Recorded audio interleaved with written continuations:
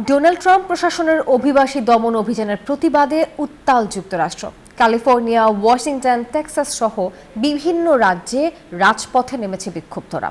Loss অ্যাঞ্জেলেসে বিক্ষোভকারীদের ওপর চড়াও হয়েছে পুলিশ। আর এদিকে বিক্ষোভের খবর প্রকাশ করে গ্রেপ্তার হন সিএনএন-এর সাবেক উপস্থাপক ডন লেমন, আর তাকে মুক্তি দিয়েছেন আদালত। প্রেসিডেন্ট ডোনাল্ড ট্রাম্পের ভয় ও সহিংসতার রাজনীতির বিরুদ্ধে ক্ষোভে ফুঁসছে যুক্তরাষ্ট্রবাসী। চলছে কাজ নয়, স্কুল নয়, কেনাকাটা নয়, শীর্ষক সাধারণ ধর্মঘট। রাস্তায় নেমে এসেছেন ক্যালিফোর্নিয়া, ওয়াশিংটন, টেক্সাস, কলোরাডো সহ বিভিন্ন অঙ্গরাজ্যের বাসিন্দারা। উঠেছে মার্কিন অভিবাসন ও কাস্টমস এনফোর্সমেন্ট আইসিই-কে জবাবদিহিতার আওতায় আনার দাবি।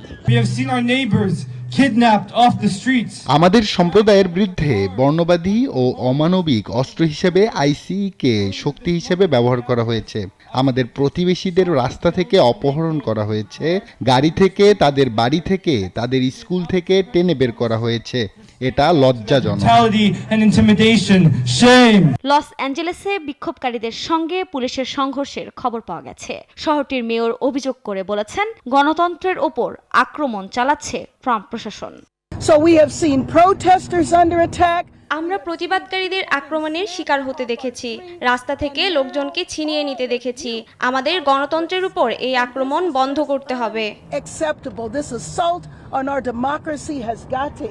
পদ্মা সেতু, মেট্রো রেল এবং এলিভেটেড এক্সপ্রেসওয়ে নির্মাণের গর্বিত অংশীদার বসুন্ধরা সিমেন্ট। মিনেসোটায় বিক্ষোভের খবর প্রকাশ করায় গ্রেফতার হন সিএনএন-এর সাবেক উপস্থাপক ডন লেমন। তাকে মুক্তি দিয়েছেন আদালত।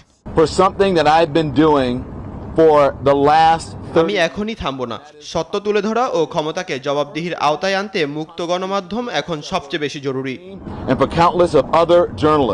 সম্প্রতি অভিবাসন কর্মকর্তার গুলিতে নিহত হন মার্কিন নাগরিক এলেক্স প্রেটি। এই হত্যাকাণ্ডের পরপরই শুরু হয় এমন উত্তাল বিক্ষোভ। আফরিন মৌ, নিউজ 24।